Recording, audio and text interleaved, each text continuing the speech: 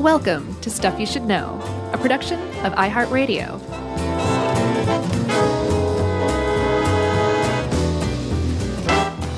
Hey, and welcome to the podcast. I'm Josh Clark. There's Charles W. Chuck Bryant. There's Jerry over there. You put the three of us together, and you've got Stuff You Should Know just in case you ever get lost in a desert. This is what we're going to give as our gift to you edition. You know what's funny is I was reading a podcast newsletter today, like an industry newsletter. Sure. And you're not going to buzz market it? No. All right. And I mean, there's only one. No, there's probably more than one. There's several. Are there? I think so. All right. I should get on the others. I've seen too. at least two. Two can be several, right? Sure. Isn't that the biblical unit? Oh, Several is two? I thought the biblical unit was a cubit. Right. I'm glad we can laugh in this one. Sure. And it said there was an article specifically about podcaster burnout, and they interviewed someone that was like, you know, she started podcasting in 2017 and blah, blah, blah, and experienced burnout. And I kind of laughed. I was like, I mean, I get it. Like, people burn out in different ways, and they may have a tougher workload than us, but I just sort of snickered that after 11 or going on 11 years. Yeah. Very soon. Yeah, this April, buddy. It'll be 11 years. Yep. Like, we have moments of not burnout, like we get a little warm. Kind of like, oh, this again.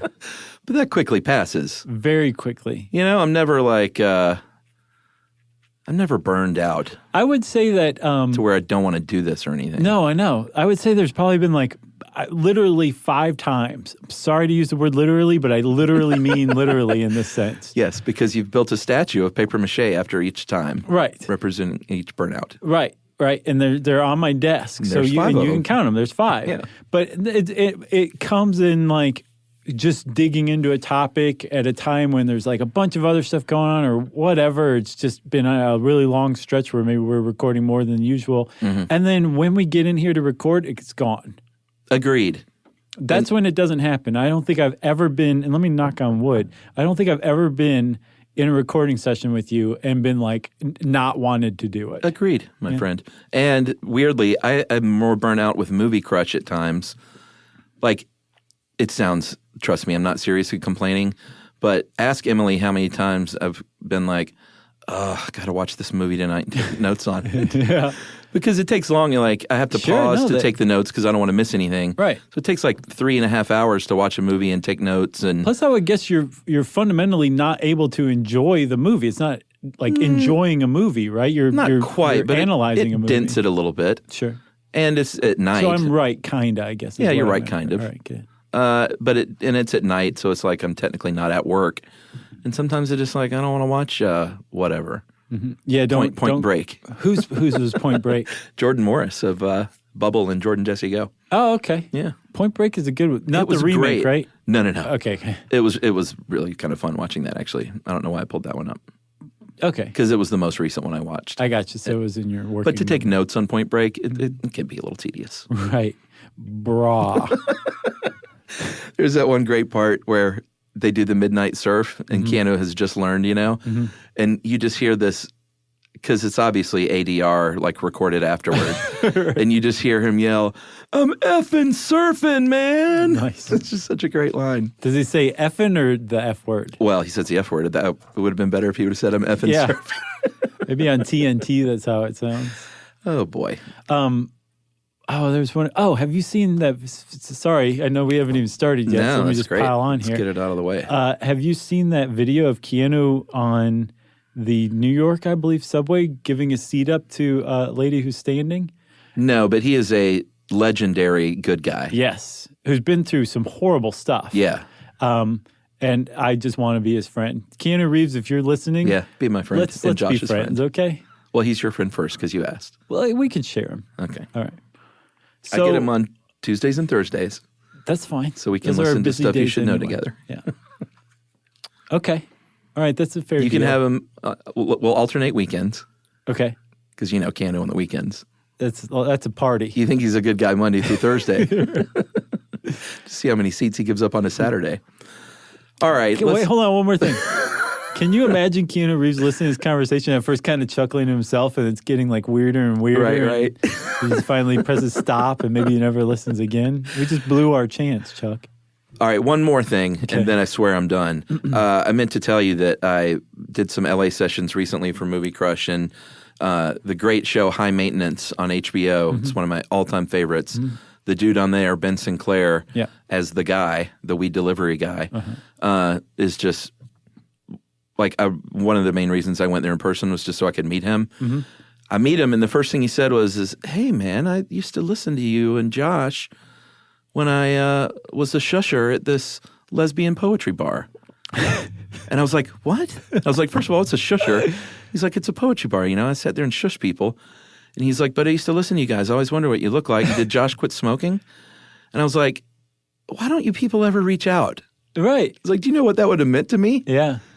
Which he was just a shusher at the time, Just so a maybe I shusher. wouldn't have known. But now he's made it. yeah, so anyway, I told him that you quit smoking. You're doing great. Yeah. I don't think he's listened for a bit, but Do you think he's listening now? I don't know if he got back on the train or not, but If he did, do you think he's friends with Keanu Reeves? oh, maybe. Right. But Ben Clare gives up his seat for no person. Gotcha. That's his. And if you say like maybe you should stand up, he goes shh. No, he would give up his seat for sure. Okay. Anyway, let's talk about desert survival. Imagine Chuck, Ben Sinclair is making his way through the desert in his car, a Prius, we'll say, and he runs out of not just gas but electricity as well.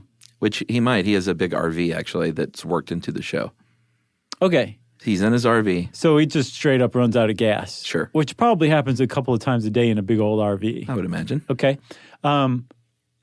Ben's in trouble because Ben was not expecting to have this extended stop, an unexpected stop in the desert. So he did not bring a few things. Okay. If Ben were paying a little less attention to whether people were talking and needed to be shushed or not, and more attention to his desert survival, what would he have packed in that RV, Chuck? Well, Ben Sinclair would have had probably a pound of weed. Okay. So he's got a good start there because he could burn that for a signal fire or for comfort and warmth. Yep. Well, I mean, I wrote this dumb article. This is a great article. Did you notice my stupid thing I did with the music titles? Sure, the Oasis thing and All of them are song titles. All the sidebars are song titles. And that was back when I was like, oh man, I am the most clever person alive. so I got the Wonderwall one. Rescue Me. Okay, I already got that Rescue one. Me. But I was thinking more of the TV show than the song. There's also, so everybody, if you go on to howstuffworks.com right now and look up how desert survival works, each page, almost every page, has a sidebar, and the title of the sidebars are song titles. Rescue Me, After All, You're My Wonderwall. What could it be? It's a mirage? What song could is it that? be? It's a mirage. What is that? I'm telling y'all, it's sabotage. Okay. That's a good one. And then finally, a little shout out to Annie, Food Glorious Food. Okay. So that was what used to make me happy at work. Yeah, I remember those days. Yeah, you too. When you do like a clever photo caption, Right. and that would get you through the week. We would stand up and like share it over the cubicle wall. Yeah, the look at this common photo cubicle. caption. Yeah. Yeah. No, this is going to blow everybody's mind. All right, so you're in the desert. You want to have well, let's just talk about this stuff. Okay, yeah. What should be in your kit? Water, Yeah. a mirror, That's a big one. way to start a fire, Yeah, that's a big one too. Basically just a lighter. food, water. If you're going to cross the desert, have a lighter, which seems counterintuitive because it's hot in the desert, but no, trust us. You'll see you want a lighter on you. A mirror, which you'll see too. Yeah, that's what we'll do. We'll say what's supposed to be in the pack and in the RV, and then we'll go back and we'll... Okay. I'm suddenly burned out. Should we take a break? Yeah. All right, let's take a break and let's start the podcast in earnest.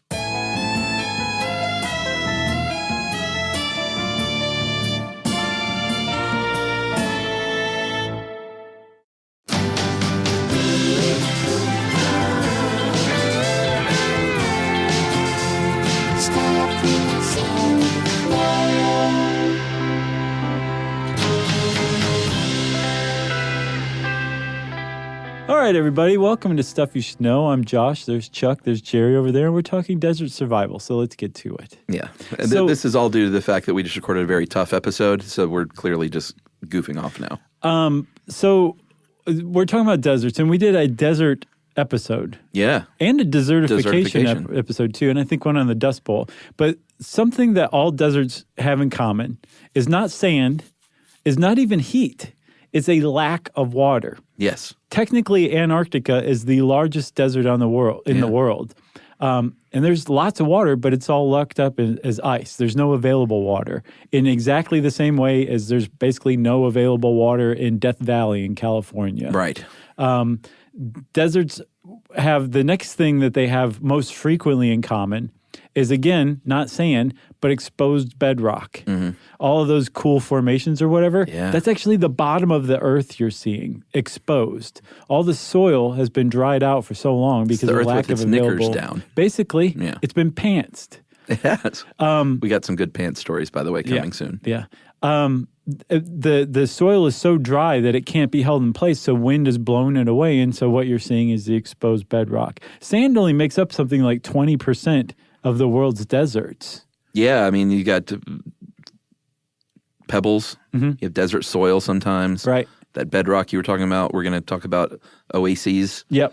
So I think Antarctic survival, or even Arctic survival deserves its own episode someday. So we're just going to be talking about hot deserts.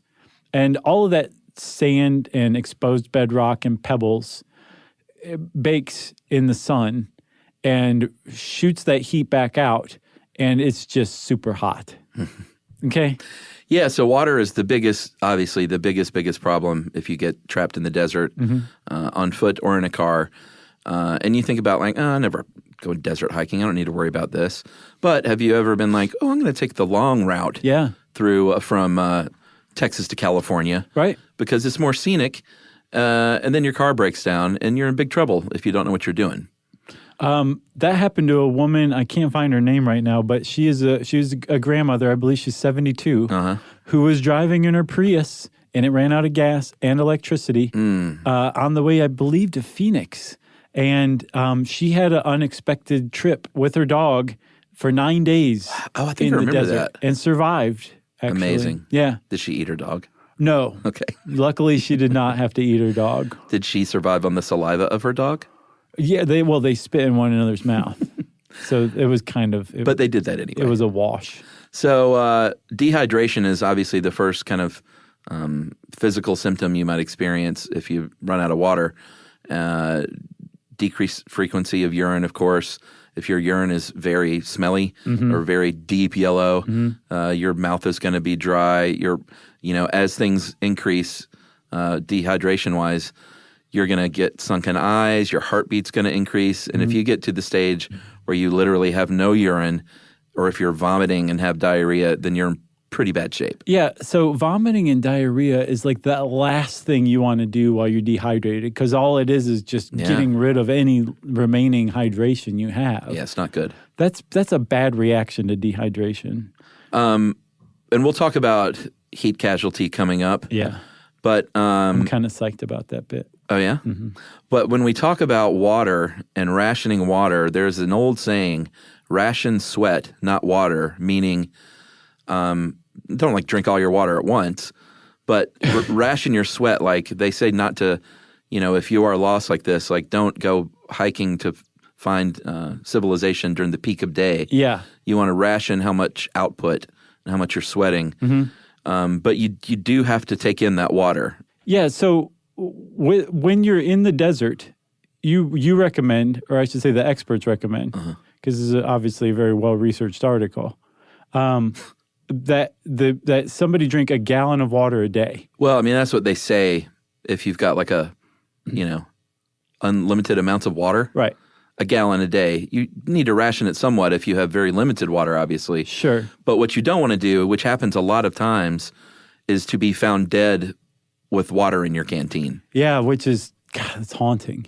Sure. And like you said, I mean, you want to ration your sweat, not your water, but you do kind of want to ration your water. Don't want to be a little water piggy right out of the gate. But you also you recommend via the experts that you don't just wait until you're thirsty. Right. Because you'll only get about 2/3 of the amount of water you actually need just by going by thirst. You want to actually stop and like drink more water than you think you need. Yeah, and if you're hiking around, again, we talked about morning and evenings are the best time to go look for help.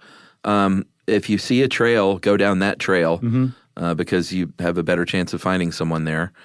Follow the birds. Birds generally and animals go toward water. Yeah, apparently if they're circling in the morning or the evening, they're probably circling around water.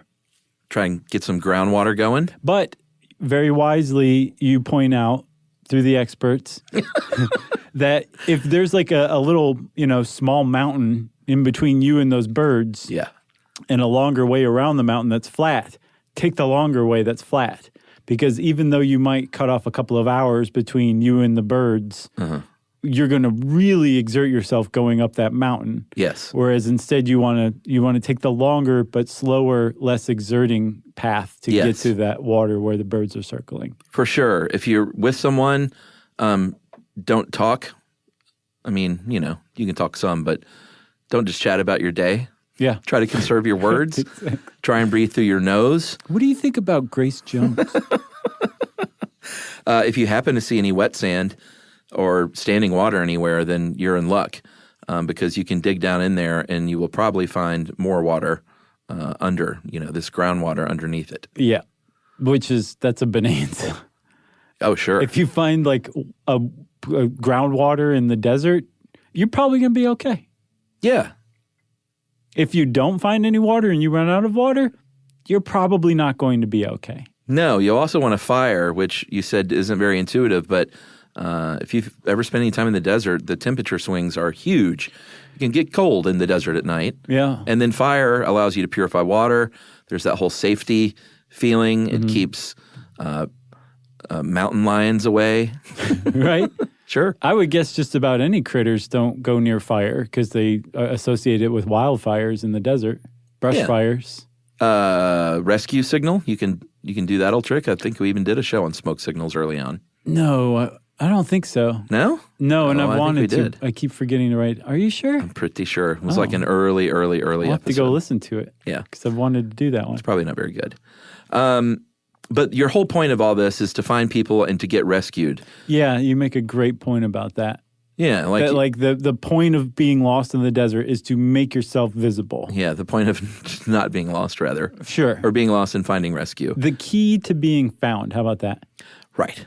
So if you are in a car, if your car's not working anymore, it's out of gas or whatever, flat tire. Yeah. Blow it up. Basically. Stick a hanky in the gas tank and just blow it up. So you want to stick the hanky in the gas tank. You want to fashion a bow and arrow, light the arrow, stand back, and shoot the car's gas tank. That's what you want to do. No, you want to open your hood and tie a rag to it or a bandana around your antenna or something. Anything like a typical sign of distress. Right. Anything to make it like something's up here. Sure. Yeah. Yeah, like even if the hood is fine, like you raise a hood as an indicator. Yeah, like if there's no engine trouble. Right. You can still raise the hood. It's all right. Nobody's going to like arrest you when they rescue you. If you can spell out SOS or something like that with help, clothing or help on the ground for if a helicopter or a plane is nearby. Yeah, that's that woman in Arizona was rescued by writing help. I think that's actually how they found her. She wrote help in sticks. Oh, really? Yep. Nice. Yeah, her dog told her to do it. That stuff works. Yeah. If you are in your car, you've got a leg up because you have your rear view mirror or your side view mirror. Yeah. That just go ahead and break that thing off and use it. Yeah. I think we said in the first few minutes that we're trying to forget about now that you want to have a mirror in your survival pack no matter wherever you're going hiking. Yeah, but a lot of people don't have survival packs in their car. Like most people, I think. I mean, I don't know that I think about it. I've got like jumper cables and some Rain-X. Does that count? After that last stupid Atlanta ice storm a few years ago that stranded people. The snowpocalypse? Yeah. I think I had something in my car after that, but I have a different car now. It wasn't much, but it was like some water and a blanket and some like granola bars. Yeah. I need to like stock up mine and Emily's car with that stuff. Yeah, for sure. You never know. I think remember when we had some tornadoes in Atlanta a few years ago? Mm-hmm. You and I were like, we really need like a crank radio and like all this stuff. We started to put it together. And then you're like, I wonder what's on TV. Before you're watching Japanese game shows, and you'd forgotten like 8 hours go by. But a signal mirror is important. You just flash that thing. It says here I was about to make fun of it, but I realized I wrote it. But practice on a nearby rock. I thought that's sure. good advice. Yeah, why not? I mean, you don't want your first attempt at signaling somebody with a mirror to be while you're trying to signal somebody in a passing aircraft. Probably so. And I mean, like, if there's no cloud cover, you can get somebody at like 30,000 feet if you do it right. Yeah. So heck yeah, practice on a rock. What else are you going to do while you're sitting around in the shade? Nothing. Yeah, there might be a Delta pilot up there that's like, God, what is that? That's so annoying. You should have a whistle in your survival kit so you can blow it if you see someone from far away. And they recommend that if you honk your horn for help, to be like, honk, honk, honk, and then wait, and honk, honk, honk. Because if you just lay on it like if you're in traffic, someone might hear that and just think this car has his horn stuck. Yeah, they'll just be like, that's so annoying. I'm going to continue on past this weird path in Death Valley that no one should be down. So let's say somebody's horn is stuck. Let's say you are in your car is jacked up, and you're like, all right, I've exhausted my resources here. Screw this. I got to go take a hike. Leave a note on your car and say like, hey, I'm broken down and I've gone northwest on at 2 p.m. on Tuesday. Also, I'm Chuck Bryant, who hopefully you're looking for. You found him. Check out my podcast, Stuff You Should Know. Right. And Movie Crush. Yeah, never miss an advertising opportunity. But if you do stay with your car, like just don't sit around in your car. Like sit in the shade. No. They even say to sit on a blanket. Yeah, the reason being is because there can be something like a 30-degree Fahrenheit temperature difference between the ground and the air above the ground. That's nuts. That's how barren and hot the ground gets. Yeah. And it's not like the air above the ground is cool. It's still hot because the ground is heating it, but the ground itself is taking in all of that unbroken, unfiltered sunlight directly into it, holding as much as it can and then shooting it back out as basically infrared heat back into space through you. And if your butt is touching the ground, through conduction, it's going to transfer directly to you. Whereas through the air, it would be going through convection from the air to your butt. Right. Which is not nearly as efficient as conduction. No. So don't sit directly on the ground. Even sitting on a rock is better than sitting on the ground. Yeah. But ideally, you want to find the shade that your car's producing. Sure. Whether it's the hood that's up or just the car itself or whatever, and sit in that shade as best you can. Get your feet off the ground, like you said, I think, too. Yeah, and take off your shoes and socks, especially if you're hiking around during your breaks. Yeah. They also say to not take off your clothes. Your instinct might be to take your clothes off, but those clothes, you want them soaking up sweat because that'll cool you down. Right. And also, you don't want to take your shirt off and also have like 3rd-degree sunburn after day one either. I thought about that too. It's like that clothes make a bad situation worse. Right. It's doing something to protect you from the UV, I think the average t-shirt has like a SPF of 4 or something like that. That's better than nothing. Better than nothing. Also, Chuck, if you are, and I guess if like you're actually using this information we're giving you right now, first of all, good luck. We're pulling for you. Uh-huh. Secondly, if you are going to take off your shoes, don't do it in the sun because just that exposure of your bare feet to the sunlight for that short of a time can make your feet swell and you might not be able to get your shoes back on, which if you do end up having to hoof it out of there, you want your shoes. Yeah, you don't want your feet all swole up. No. So take your shoes off and let your dogs air out in the shade only. Make a little hat if you don't have one out of whatever. You got something in your car? Or something, whatever. Like if you have a piece of cardboard, put it on your head. This is the greatest sentence in the whole thing. Oh, God, I know. Jesus. No, I loved it. Are you really, you didn't like this article, huh? I don't know. It's just sort of a reminder of darker days at this job. So, may I read this? Sure.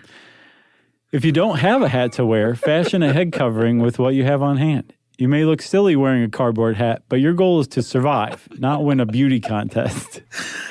and good Lord. drink a liter of water per hour to stay properly hydrated. I know, we cut out that part earlier because that didn't sound right. I mean, maybe that's if you have all the water in the world. Yeah. But that just sounds like... That's a lot of water. Yeah, you burn through your water. Sure. If your car is stuck, and this actually happened to me once. Right. I got a car stuck in the desert one time in the middle of the night with my friend when I lived in Yuma. Yeah. Wow. I got it out. That's scary. Without deflating my tires. But they say if you're stuck in the sand to deflate your tires just a little bit, don't like start goosing it because you're going to dig yourself in more. Just apply like steady accelerator pressure and turn your wheels kind of back and forth a little bit. Yeah. Let out a little bit of air and you might be able to get out of there. Yeah, again, don't let a lot of air out because if you do get out, you still need to drive back home. Sure. And you don't want to do that on overly deflated tires. No. Okay. So if you're going to, should we take a break now, you think? Oh, why not? Okay, we're going to take a break, everybody. There's a lot more to come. You're not toast yet because we have more stuff to tell you how to survive in the desert right after this.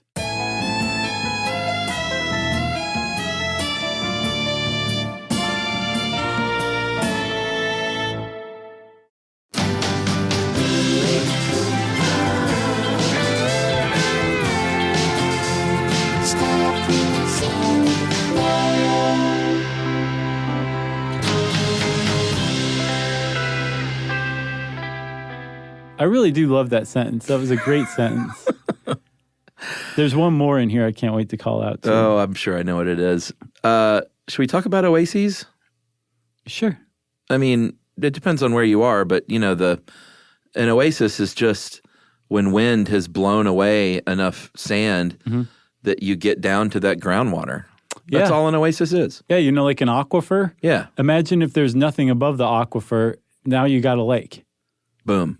That's an oasis. Yeah, but they can be big enough and exposed enough that you can have this like lush oasis in the middle of the desert. There's really no better word for it. Yeah, and if you're in the Sahara Desert, like the communities form around these oases.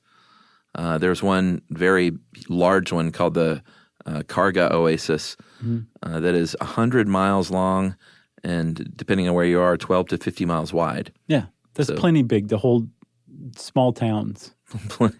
Plenty big. It is. It is. I'm just laughing at this article. I can't believe I wrote this thing. I value this article. I think it was great, well written, well researched, approachable. This is when I was assigned, your survival guy. You were. And I wrote a lot of these. Right. We've covered a few of them on the show, but there's still plenty left. I thought those days were over. Nope. If you are hiking, the first thing they say is to walk slowly.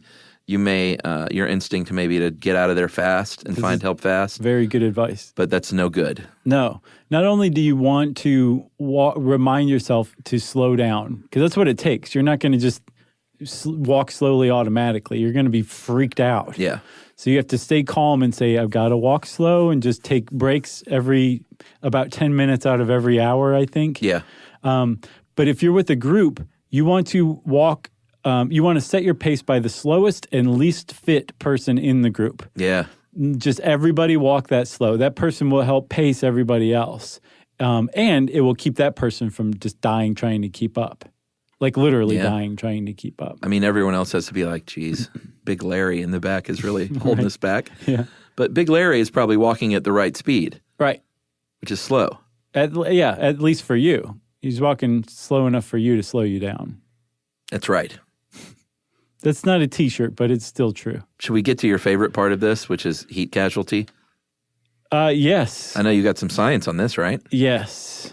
Well, the three major categories are heat cramps, heat exhaustion, and then heat stroke in that order. Yeah. And heat cramps are, you can get those on a hot afternoon if you're out playing Frisbee. You can. And all of it comes down to, it's just basically an escalating imbalance between water and salt loss. So like the electrical conduction in your muscles and all that from your heart to your legs is out of whack because you have lost a lot of water and you still have a higher salt concentration, or else you've lost a lot of salt and there's still enough water that you're just not, your muscles aren't working quite right, so they can cramp, right? Yeah. If that happens, you say drink like a Powerade if you got it, What are you sitting there holding on to it in the first place for? Yeah, if you're lost in the desert with a Powerade, just You're go a ahead and dummy. fire it down. It's like, I don't like blue. I only like don't. purple. That's true. So that's step one, if you have a Powerade. If not, if you have some water, drink the water. The cramps are going to go away. You can overcome heat cramps pretty easily, it sounds like. But you want to stop, rest, get in some shade, stop moving, and attend to the heat cramps for sure. Yeah, that may lead to heat exhaustion if you don't have water. And this, like you said, is just an escalation of that imbalance. Yeah. You may be irritable or feel weak or have a headache. Or if you're vomiting and have nausea or clammy skin, then that's like heat exhaustion is seriously setting in. It is. And so, again, like salt and electrolytes are really important to the electrical conduction in your body, and your body moves through electrical conduction. It's a big component. So if that's off, your body's off. Yeah. But then if you're really in trouble, you enter into heat stroke. And this is the point where your body's system at getting rid of heat has been overwhelmed by the heat it's taking on. Yeah. And you're in big trouble when that happens, basically. On a cellular level, your body is failing systemically. Yeah. Because proteins aren't folding correctly, and proteins do just about everything there is to do in a cell. They're starting to clump up and get weird, and then cells are suddenly dying. Yeah. One of your body's main tricks at getting rid of heat is through convection, sending your hot blood to the surface of your skin, which is why if you go into a sauna, your skin gets flushed. But also, if you'll notice, your heart is beating really hard. Even though you're just sitting there, you're in the heat. And the reason why is your heart is working overtime, shooting blood out to your skin to get rid of heat so that your body can cool down. It's using your blood as a heat transfer mechanism. Amazing. And your heart actually speeds up. You're actually pumping out up to 8 liters a minute of blood, more than your heart usually pumps out when you're starting to enter heat stroke. So it's a big deal. Yeah, I would imagine that would put you in danger of cardiac arrest. Yes, I think that's one of the results of that whole thing. Of severe heat stroke? Yep. So bad headaches, very dizzy, nausea, vomiting, your muscles might be spasming, that heart rate like you were talking about is way high, and you may be full-on hallucinating at this point, or you may fall unconscious. Like heat stroke is no joke. So you got to find shade fast, which is, I mean, that's the biggest part of, or biggest challenge in desert survival is finding shade. Yeah. You know, there's just nowhere. Yeah. But so a big rock can be your shade. Exactly. Like whatever. Yeah. It doesn't matter. Just find shade, because the difference between shade and sunlight in the desert is substantial. Yeah, and they, like, if you have any water, like, now is the time. Yeah. This is when you're found dead with your canteen half full of water. Yeah. Because you're like, no, like, I still am a day away from finding help. Right. You have no idea how far you are. Yeah, like, this is go time to save your life. Plus, also, if you have any cool compresses, put them in your armpits, put them in your groin. Yeah. Do whatever you can to cool yourself down. If you have any cold compresses left over from the party around the campfire the night before, apparently. Yeah, you're like, if I could only cool down. Oh, wait a minute. I have a frozen compress Right. I can put in my crotch. There are all kinds of animals in the desert that can be dangerous, whether it's spiders. Tarantulas are scary looking, but they're probably not going to kill you. Yeah. They don't really care about you. They don't want to bite you. And even if they do bite you, it's like, ow, you stupid tarantula. Yeah, I mean, none of these things want to find you. Like, you will find these brown recluses and black widows under rocks or under brush or something like that. Yeah. So don't go reaching in there. Don't go reaching in some hole like Timothy Dalton and Flash Gordon. You know? What hole did he reach into? You saw Flash Gordon, right? No. The old one? No. Ooh, you'd probably enjoy that. I didn't realize that was Timothy Dalton in there. I thought it was a blonde guy. Well, he played Flash Gordon, but Timothy Dalton played the bad guy. One of the bad guys. I gotcha. But there was a challenge where they had to stick their hand in this big hole, and there was a stinging creature inside, this blob. It sounds like that Joe Rogan show. What was that called? You mean the Joe Rogan podcast? No. The Fear Factor. Yeah, I remember Fear Factor. Yeah. I used to like that show. That was a good show. I could never have done that show, though, because of the stuff you eat. Yeah, there was some gross stuff. That's where I was like, I can do all that stuff, but I can't eat that. I can't eat gross things. You could have done everything else, though? Well, I mean, to a certain degree, sure. Not I. But, yeah, there's no way I could eat eat those nasty things. Yeah. You'd probably have an easier time with that than me. I don't know, man. I think that would be pretty disgusting. On top of that, though, like doing things like sticking my hand in something or having like a box full of like spiders put over my head or scorpions or whatever. I could do that. No, I would not. I'd be like, for what? To be on TV?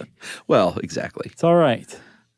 Being on TV isn't so great, everybody. No, it's not all it's cracked up to be. It's certainly not worth a box of scorpions on your head. Speaking of scorpions, there are 30 different types, more than 30 different types of scorpions in just Arizona. So, and they're all over the place. They're in Georgia. Yeah. And out in the mountains and the woods of Georgia. Yeah, very few of them are poisonous. No, not very many at all. I think a couple of them can actually kill a person with their venom by stinging you with that tail. They'll still hurt you, though. Just don't go near the scorpions. Yeah, I mean, you can get sick from any of these things. Like a black widow is probably not going to kill you either. No, but if you're already like in danger of something like Right. heat stroke, Exactly. a black widow bite is not going to help. No. And it's going to be exacerbated tremendously. No, but if you do get stung or bitten by something like that, and if you don't have that cool compress in your crotch, use that cool compress around the biter's sting. Yep. Elevate it. Yeah. That's a big one. Sure. You also want to put it kind of a loose tourniquet around it. You want to be able to fit one finger in the tourniquet. So tight-ish, I guess, is the way to put it. Yeah, and again, get in the shade, wash it off with some soap and water if you have it, and then just dump that water all over the ground. This is used up. And then we have snakes. Rattlesnakes and coral snakes are going to be your biggest danger. Okay. And remember, coral snakes are red, yellow, and black. And there's a very helpful saying, red touches yellow, it can harm a fellow. Red touches black, make it a snack. No, red touches black, it's okay for Jack. And this raises my second favorite sentence. Oh, I know. Just remember, you're Jack in this scenario. It's okay for Jack. Necktie ponytail. And then finally, I think we sound drunk. Right. We're not. I did have a kombucha earlier. There are lizards, specifically the, do you say Gila monster or Gila monster? I think it's Gila. I think it is the too. British say Gila and they're wrong. Oh, right. Yeah. They say aluminium. Yeah. So the Gila monster and the Mexican beaded lizard. The beaded is only in Mexico and Guatemala, but you can find those Gilas in the U.S. of A. Those are big daddies, though. Yeah. They get up to like 2 feet, I think. And this is actually my favorite sentence. So I'm talking here about the Mexican beaded white to yellow spots and stripes on their raised scales. It's about a foot long. I describe the Gila monster, and then I say, however, if you see a 2-foot-long lizard coming in your direction, maybe you should just walk the other way. It's sound advice. I thought you were joking when you picked this article. No, I think it's a good article. I don't understand why you're being so hard on yourself. All right, this last part is legitimately interesting, I think. The fact of the podcast is contained in here. Like the uncontended fact of the podcast. Sure. Go ahead. No. That's your fact. That's not my fact. Yes, it is. All right, two other big dangers are sandstorms and flash floods. Sandstorms can be very fast, or they can last for a long time. They can last weeks in the Middle East. Right. But if you're driving, you don't want to drive through a sandstorm, so pull over and put on your hazards, roll up your windows. Yeah, why did you say turn off your headlights? Do you remember that? I get why you put on your hazards, but why turn off your headlights? Is it because you don't want to wear your battery out, maybe? I think so. Okay. Yeah, that would be my guess. Because I didn't know if maybe that created Some weird electrical refraction. conductivity or something and led to lightning, maybe. I didn't know. If you're hiking around and there's a sandstorm, then try and tie something or pull your shirt up over your face, put on those sunnies. They say if you have spare water, wet the cloth before you put it over your face. Yeah. And then I'm granting you the fact of the podcast. All right. Let's talk about flash flooding. Flash floods, because the desert does not absorb water very easily, because it's basically bedrock and water doesn't go into bedrock easy. If it rains hard and it rains fast and a substantial amount comes down and it collects very quickly because it has nowhere to go and can create what are known as flash floods. Because of this, more people drown in the desert than die of thirst.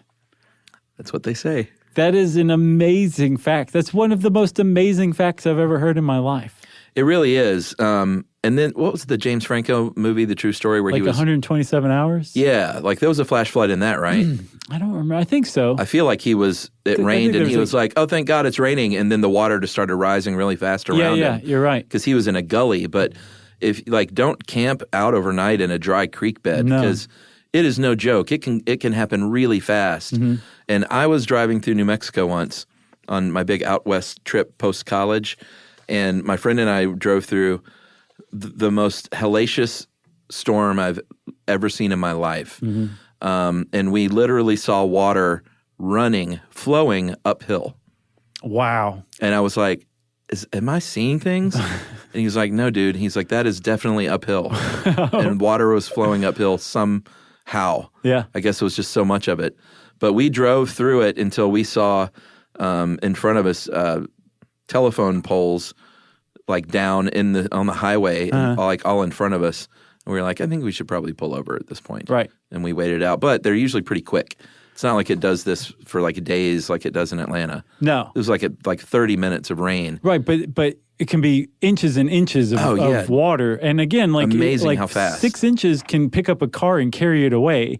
It can certainly pick you up off of your feet. Yeah. And there's plenty of stories about people being drowned in canyons. In Petra, Jordan, the very famous archaeological site, people like every 10, 12 years, like a couple dozen people will suddenly drown in a flash flood because they were totally unprepared and in the wrong place when the sky just opened up on them. Crazy. So it definitely does happen for sure. Yeah, the plus thing about the desert with thunderstorms is you see it coming from a long way away. Like they happen fast, but it's just so wide open out there. Right. Like I remember driving for like an hour and a half toward this storm. Yeah. And I was like, man, that looks pretty bad up there. Yeah. And the closer we got, and then it was just like, hell had been unleashed on us. Right. So what'd you do? Did you like drive to higher ground or? No, we just kind of just pulled off to the side of the road and waited like half an hour. Yeah. Then it lightened up. Yeah.